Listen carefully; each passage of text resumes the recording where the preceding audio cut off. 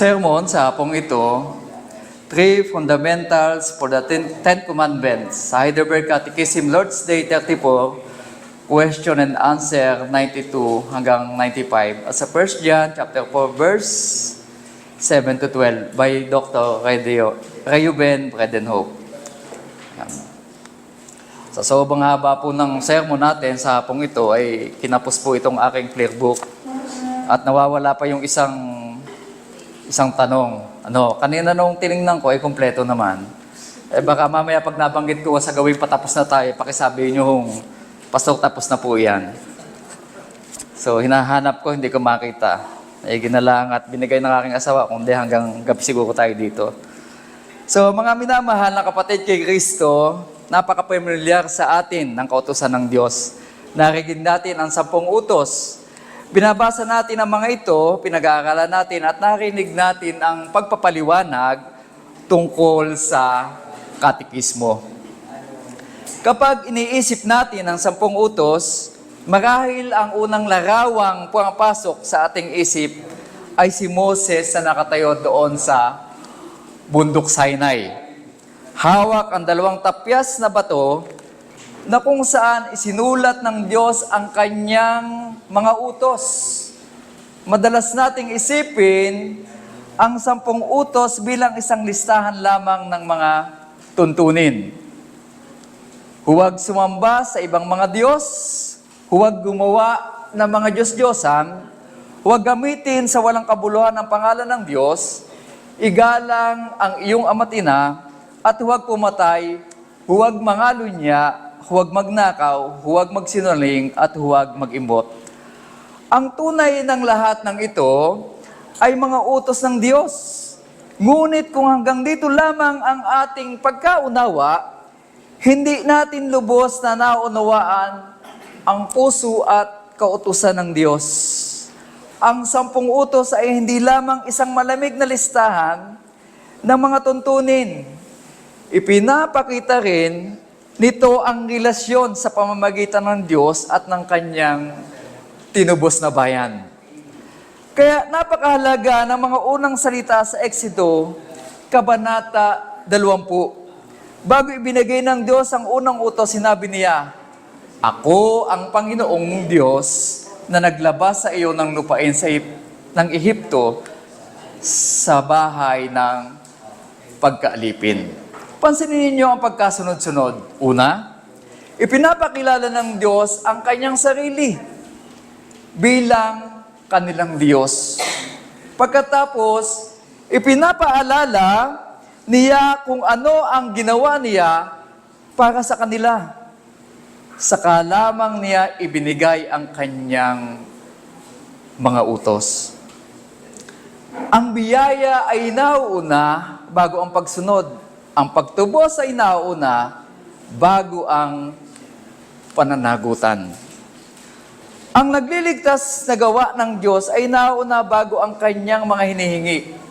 Napakahalaga nito para sa atin bilang iglesia o mga Kristiyano. Hindi tayo sumusunod sa Diyos upang kumbinsihin siya na iligtas tayo. Hindi natin tinutupad ang kanyang mga utos upang sa wakas ay magpasa siyang mahalin tayo. Sa halip, inililigtas ng Diyos ang kanyang bayan sa pamamagitan ng biyaya. At ang mga iniligtas niya ay tumutugon sa pamamagitan ng mapagpasalamat na pagsunod.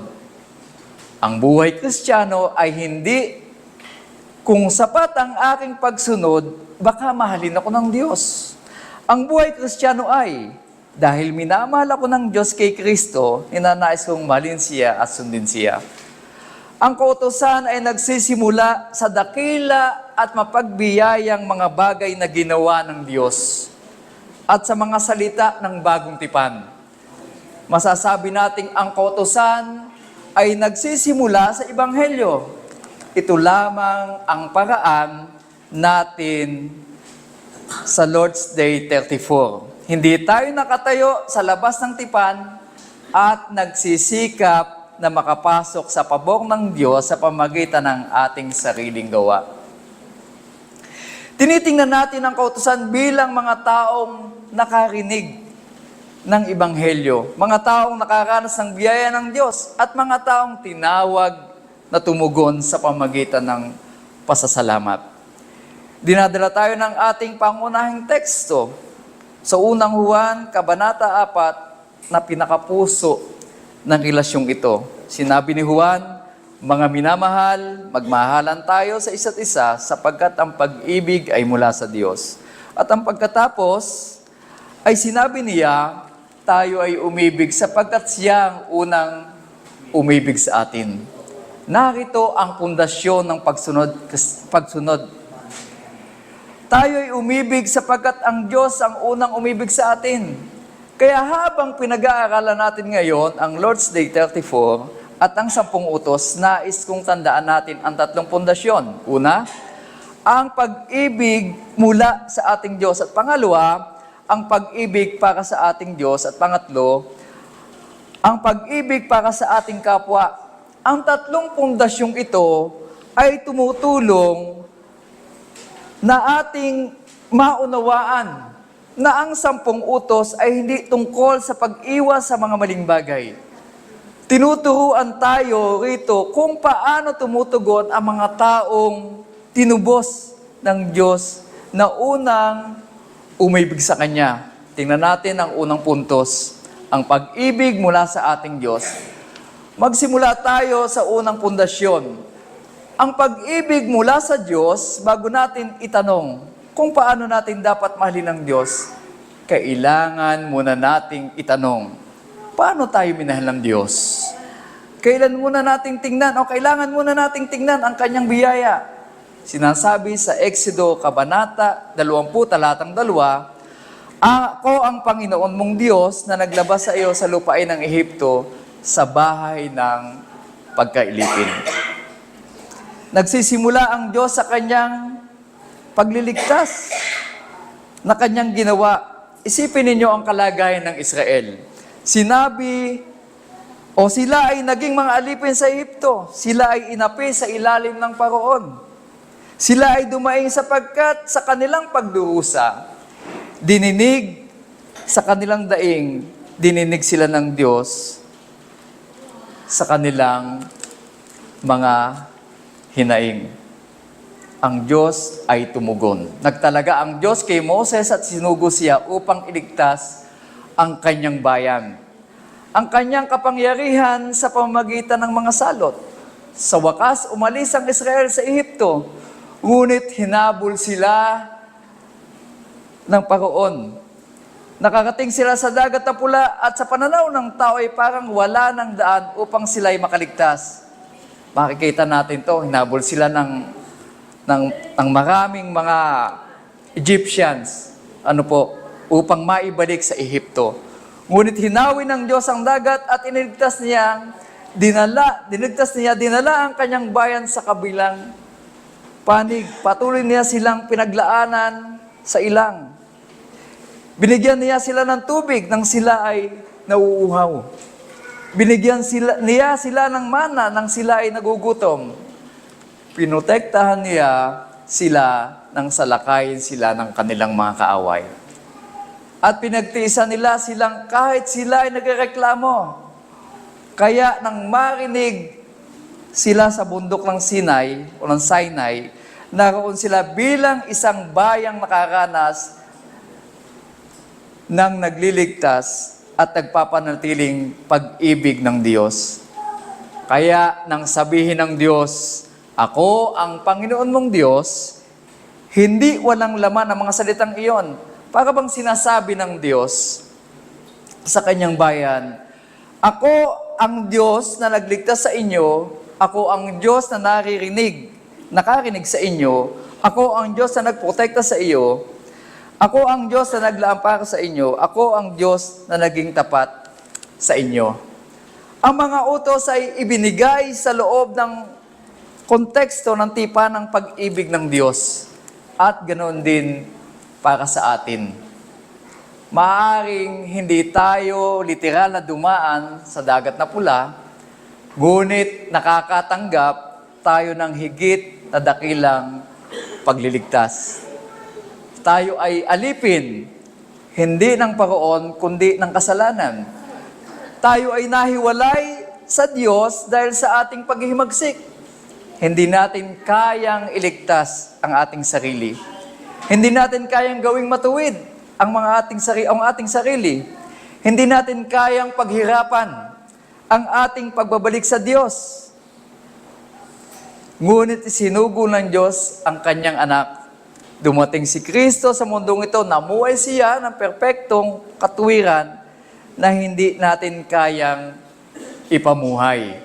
Sinunod niya ang ganap, ang Ama, pumunta siya sa krus, dinala niya ang kaparusahan na nararapat sa lahat ng makasalanan, kasama po tayo roon. Namatay siya at muling nabuhay. At sa pamamagitan ng pananampalataya kay Kristo, ang makasalanan ay pinatatawad at ipinagkakasundo sa Diyos. Ito ang dakilang pagpapakita ng pag-ibig ng Diyos.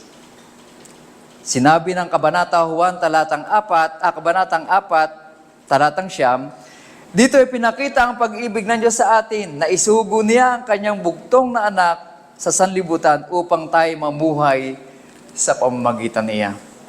Paano natin nalalaman na tayo inibig ng Diyos? Hindi lamang dahil sinabi niya, mahal kita, ipinakita ng Diyos ang kanyang pag-ibig, isinugo niya ang kanyang anak, isinugo niya si Kristo upang mamatay para sa mga makasalanan. Ang krus ang pinakadakilang pagpapakita ng pag-ibig ng Diyos. Sa krus, nakikita natin ng dalawang bagay. Ang bigat ng ating kasalanan at ang kadakilaan at awa ng Diyos.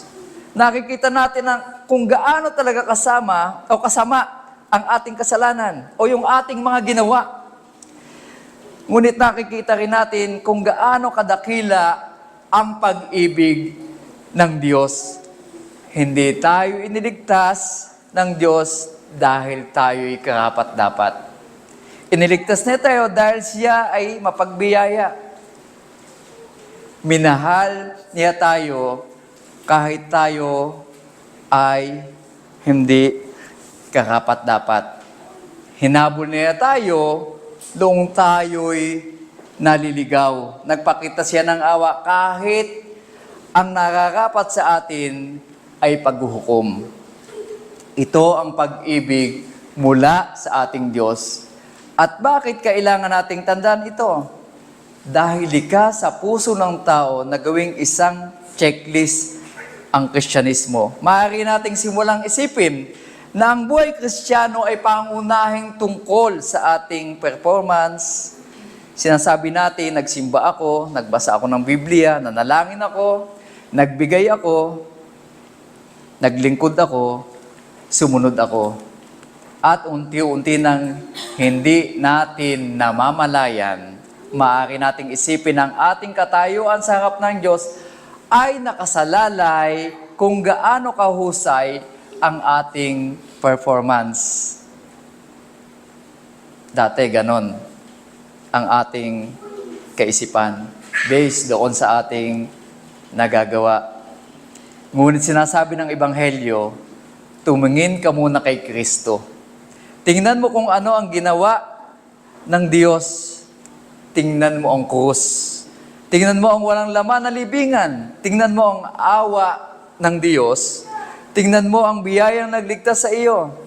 Ang mga utos ay hindi paraan ng Diyos upang sabihin, paghirapan mong makuha ang aking pag-ibig.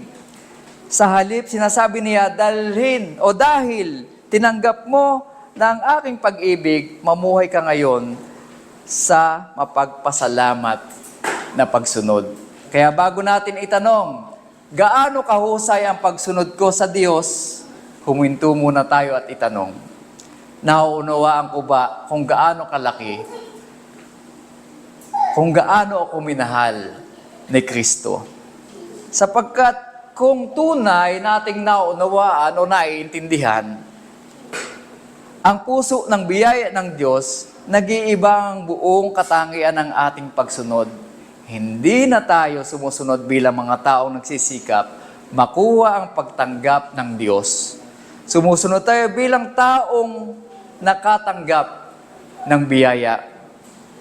Hindi na natin sinasabi kung susunod ako, baka mahalin ako ng Diyos.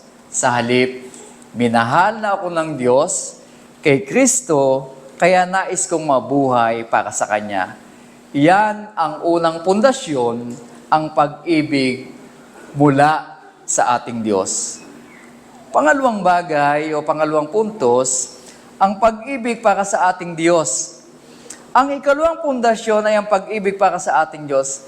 Kapag naintindihan o naunawaan natin ang pag-ibig na nagmula sa Diyos, ang tamang tugon ay pag-ibig natin sa Diyos.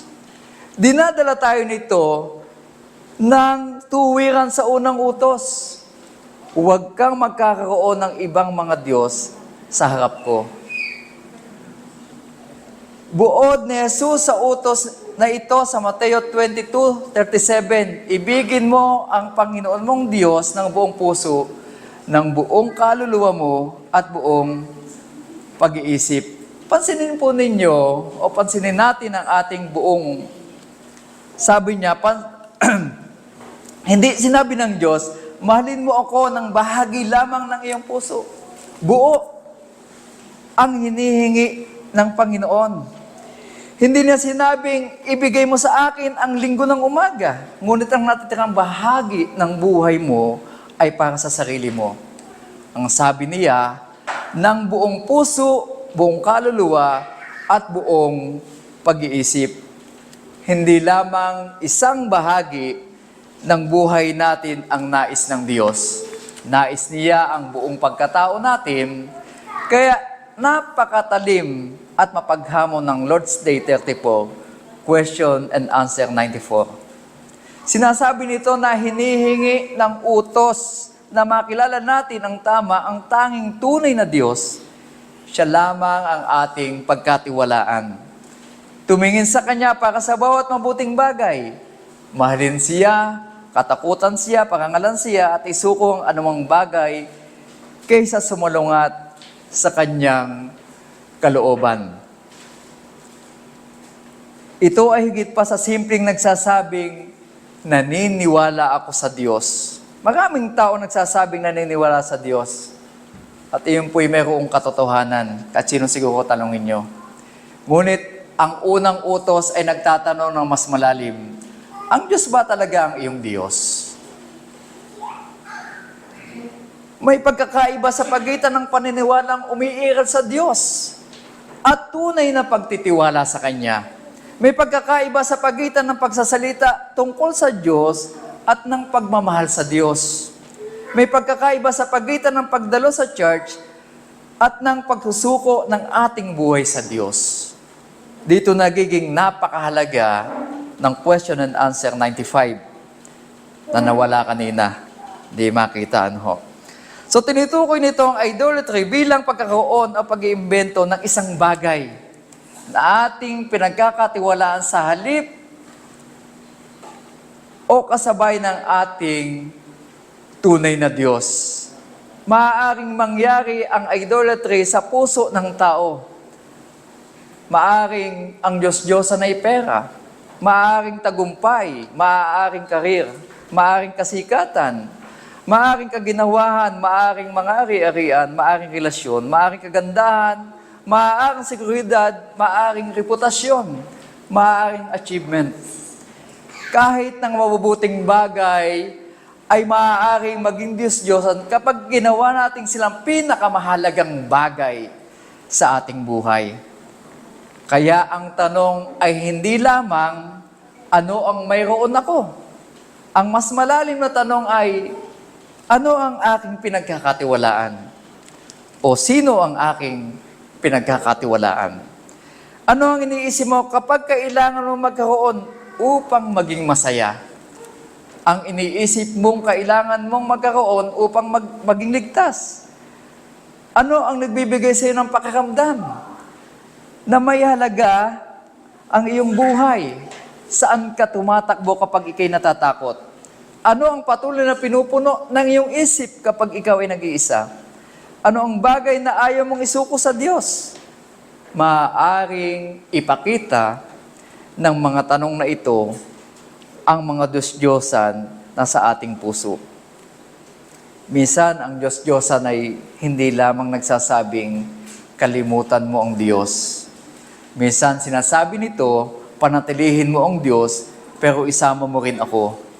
Ngunit hindi binabahagi ng Diyos ang kanyang tono. Tinatawag tayo ng unang utos sa eksklusibong pagtitiwala at debosyon sa Kanya. At papaano natin nalalaman o malalaman na tunay nating minamahal ang Diyos? Sinasagot ng unang Juan, Kabanata 5, Talatang 3, ito ang pag-ibig ng Diyos na ating tuparin ang Kanyang mga utos. Ang pag-ibig sa Diyos ay hindi lamang emosyon. Hindi lamang ito pagkanta ng magagandang worship songs. Hindi lamang ito na pagsasabi, mahal kita, Panginoon. Ang biblical na pag-ibig ay nakikita sa pagsunod. Isipin po natin, ang ating mga relasyon sa ibang tao. Kung ang isang tao ay palagi nagsasabi ng mahal kita, ngunit palagi namang makasarili ang kanyang pakikitungo sa atin, darating ang panahon na pagdududahan natin ang kanyang mga salita. O maaring tayo kung ganon, pagdududahan din tayo. Sapagkat hindi totoo o hindi nakikita sa gawa ang lahat ng sinasabi. Ang pag-ibig ay pinapakita sa pamamagitan ng gawa. Ganon din ang Diyos. Kung mahal natin ang Diyos na naisin nating sumunod sa Kanya, hindi perpekto sapagkat makasalanan pa rin tayo.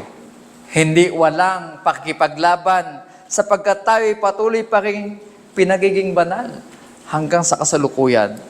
Ngunit tapat at taos-puso at dito kailangan nating paghiwalayin ang pagsunod at legalismo. Sinasabi ng legalismo, sumunod ako upang makuha ang pagtanggap ng Diyos. Samantalang sinasabi ng pagsunod na nakaugat sa Ebanghelyo, sumusunod ako dahil tinanggap ko na ang biyaya ng Diyos. Ang isang anak ay hindi sumusunod sa mapagmahal na ama dahil sinusubukan niyang bilhin ang kanyang lugar sa pamilya. Sumusunod siya dahil kabilang siya sa pamilya. Ganon din ang mga Kristiyano, o ganon din ang church, ganon din tayo. Sumusunod tayo bilang mga anak, inampung dahil sa biyaya. Kaya ang pagsunod ay hindi legalismo. Kapag ang pagsunod ay nagmumula sa pag-ibig, mabuti rin para sa atin ang mga utos ng Diyos. Minsan, iniisip natin, nililimitahan ng utosan ng Diyos ang ating kalayaan. Ngunit alam ng Diyos kung ano ang sumisira sa atin, alam niya kung ano ang umaalipin sa atin, alam niya kung ano ang sumisira sa pamilya, alam niya kung ano ang sumisira sa mga relasyon, alam niya kung ano ang nagpapasama sa ating puso, at alam niya kung ano ang nagdadala ng kalungkutan at kapahamakan. Kaya ang kanyang mga utos ay ibinigay sa pag-ibig. Kapag sinabi ng Diyos, huwag kang magnakaw, pinoprotektahan niya ang ating kapwa. Kapag sinabi na huwag kang pumatay, pinoprotektahan niya ang buhay ng tao. Kapag sinabi niya huwag kang mangalunya, pinoprotektahan niya ang pag-aasawa at katapatan. Kapag sinabi niya huwag kang sasaksi ng kasinungalingan, pinoprotektahan niya ang katotohanan at mga relasyon. At kapag sinabi niya, huwag kang mag-imbot, pinoprotektahan niya ang puso mula sa walang hanggang katapusang kawalang kasiyahan ng palaging paghahangad sa pag-aari ng iba. Ang mga utos ng Diyos ay nagbibigay sa kanyang bayan ng Diyos sentrong kaayusan para sa buhay. Kaya hindi tayo nakikipag-ugnayan sa Diyos na parang siya ay isang malupit na amo na naghihintay lamang ng parusahan tayo. Kundi siya ay isang matuwid, mapagmahal, at dakilang Diyos. Sa halip, tayo nakikipag-ugnay sa Kanya bilang mga minamahal na anak na isang tapat na Ama. Kaya ang tanong na dapat nating itanong ay hindi lamang, alam ko ba ang mga utos? Ang mas mahalagang tanong ay, mahal ko ba ang Diyos na nagbigay ng mga utos na ito? Nagtitiwala ba ako sa Kanya kapag hindi ako nauunawaan? O kapag hindi ko naunawaan ang Kanyang ginagawa? Nagtitiwala ba ako sa Kanya kapag dumaranas ako ng paghihirap?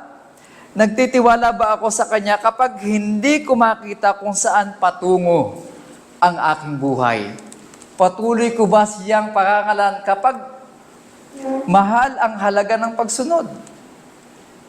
Tinatawag tayo ng unang utos na sabihin, Panginoon, Ikaw ang aking Diyos, Ikaw ang aking pag-asa, Ikaw lamang aking seguridad, Ikaw lamang ang karapat-dapat sa aking pagsamba.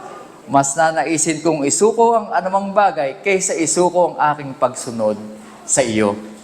Yan ang ikalawang pundasyon, ang pag-ibig para sa ating Diyos. Pangatlong bagay, ang pag-ibig para sa ating kapwa. Ang ikatlong pundasyon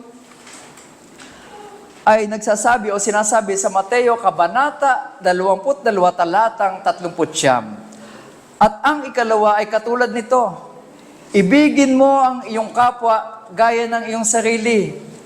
Itinuturo ng Heidelberg Catechism na ang unang tableta ng utusan ay tungkol sa ating relasyon sa Diyos. Samantalang ang ikalawa ay tableta ay nagtuturo tungkol kung ano ang utang sa ating kapwa.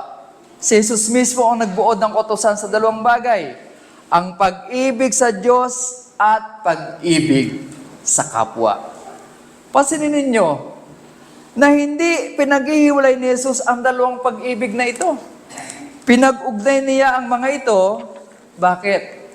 Dahil hindi mo maaring tunay na sabihin, mahal ko ang Diyos, habang sinasadya mong mamuhay sa galit, kalupitan, pandaraya, pagkamakasarili, at kawalan ng pagpapatawad sa mga taong nasa paligid mo o yung mga taong nagkamali sa atin o nagkasala.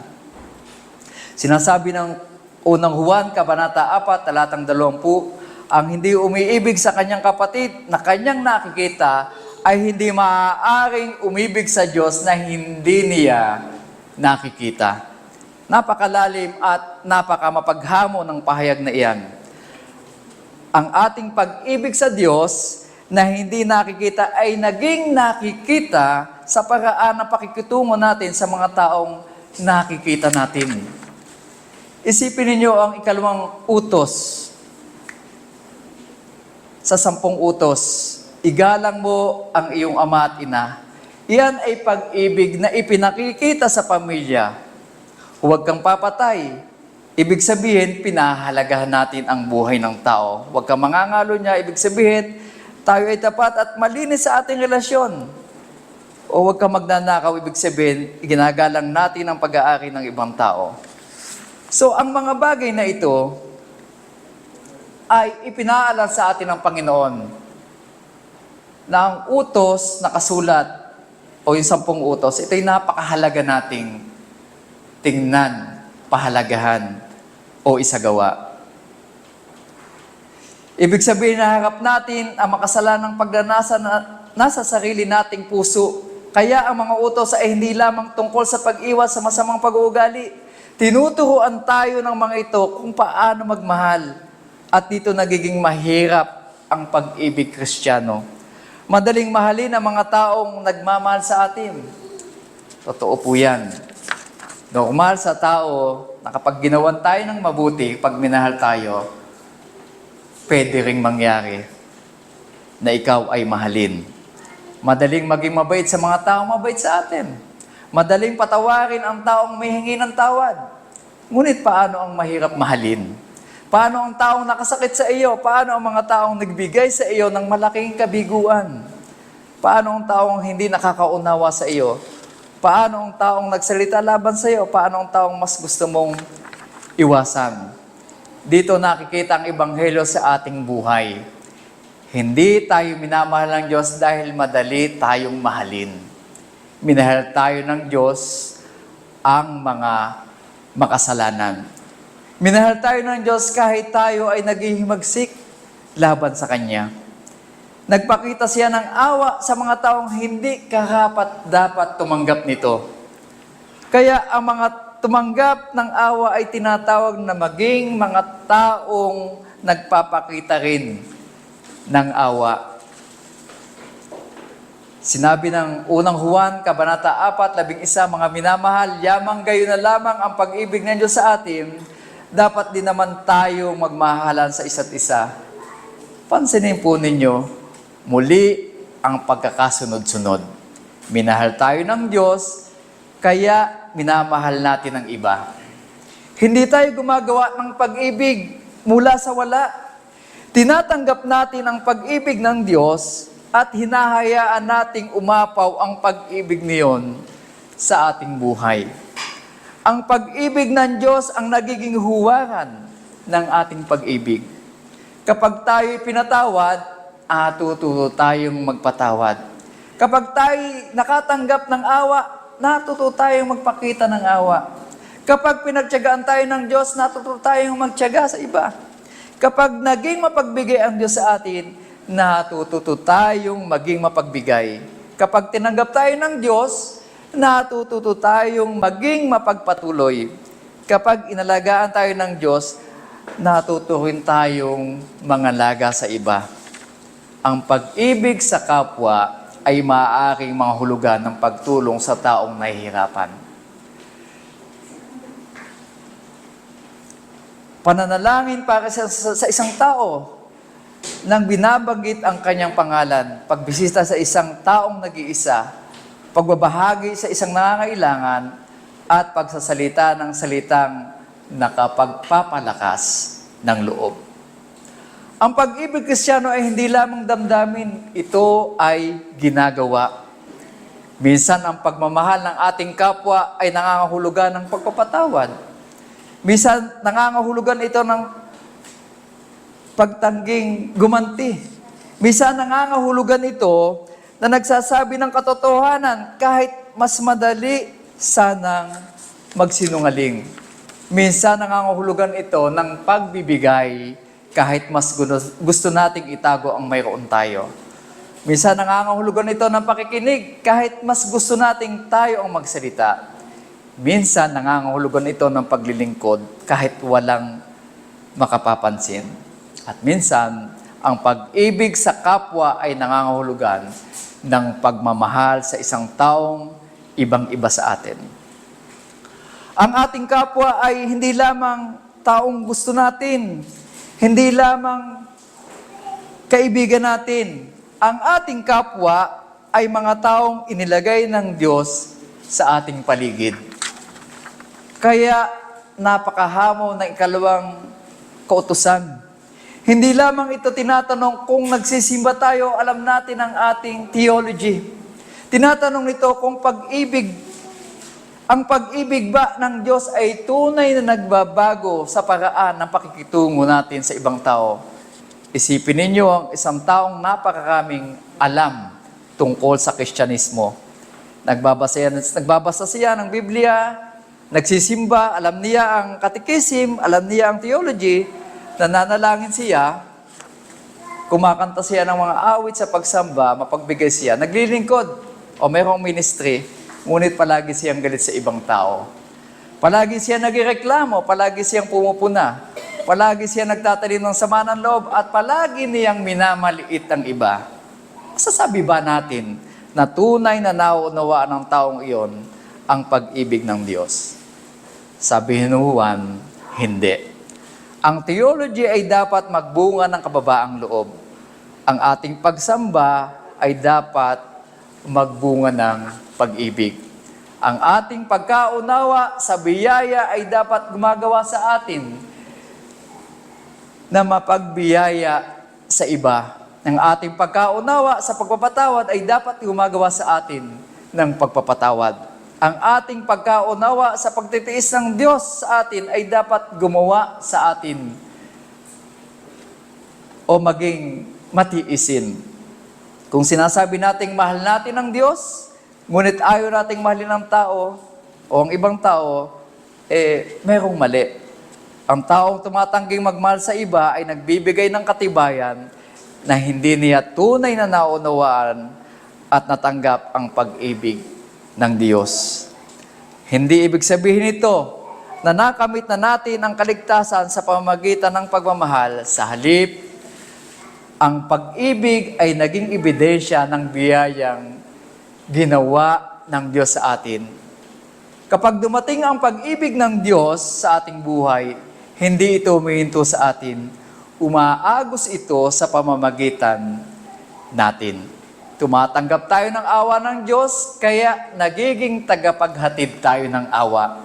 Tumatanggap tayo ng kapatawaran ng Diyos, kaya nagiging mga taong marunong magpatawad. Tumatanggap ng pagtitiis ng Diyos, kaya natuto tayo magtiyaga. Tumatanggap tayo ng kabutihan ng Diyos, kaya natututo tayong magpakita ng kabutihan.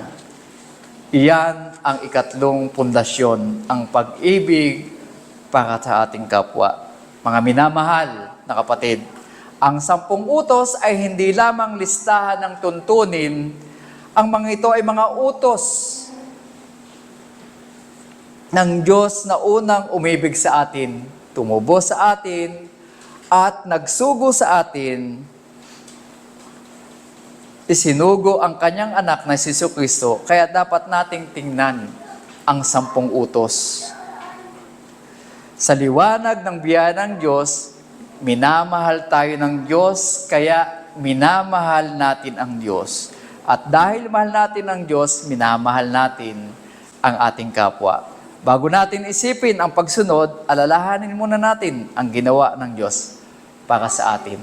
Isinugo niya si Kristo upang iligtas ang mga makasalanan. Namatay siya sa krus para sa ating mga kasalanan at muling nabuhay. Kaya ang ating kaligtasan ay hindi nakasalalay sa kung gaano tayo kabuti o kung gaano tayo kahusay sa pagsunod, kundi sa natapos na gawain ni Kristo Jesus. Hindi tayo sumusunod upang mahalin tayo ng Diyos. Sumusunod tayo dahil minamahal na tayo ng Diyos. At kapag tunay na naunawaan ang biyaya ng Diyos, natututo tayong mahalin siya at ang ating kapwa. Ngunit alam natin na nabigo tayo, hindi natin minahal ang Diyos ng buong puso at hindi natin minahal ang ating kapwa gaya ng ating sarili. Ngunit may isang tumupad ng ganap na kautusan, si Kristo Jesus. Siya ay ganap na sumunod sa Ama, ganap na umibig sa Diyos at ang kanyang kapwa, sa kanyang kapwa at ibinigay ang kanyang buhay. Napako siya sa krus para sa kasalanan. Kaya ang ating pag-asa ay hindi nagawa kong sundin ang sapat na 10 utos, kundi tinupad ni Kristo ang lahat ng katwiran at sa pananampalataya ako ay kay Kristo. Kaya mga kapatid, tanungin natin ang ating mga sarili, ano ang ginawa ng Diyos para sa akin? Ano ang bagay na nakikipag-agawan sa Diyos sa aking puso? At paano ko minamahal ang aking kapwa? Dalhin natin sa Panginoon ang ating kasalanan, talikuran ng ating mga Diyos-Diyosan, matuto magpatawad, magpakita ng awa, at magmahal sa mga taong inilagay ng Diyos sa ating paligid. Tandaan natin ang 3 bagay. Minamahal ng Diyos o minamahal tayo ng Diyos, minamahal natin ang Diyos, minamahal natin ang iba. Ang pag-ibig ng Diyos ay hindi dapat huminto sa atin. Dapat itong umagos sa pamamagitan natin. Dapat itong makita sa ating tahanan, iglesia, salita at gawa, ang pag-ibig ni Kristo. At naway bigyan tayo ng Diyos ng biyaya upang hindi lamang malaman ang kanyang mga utos, kundi isabuhay ang mga bagay na ito mula sa pusong binago ng Ebanghelyo. Minamahal tayo ng Diyos, minamahal natin ng Diyos, minamahal natin ng iba, ang lahat ng ito ay paraan sa kaluwalhatian lamang ng ating Diyos.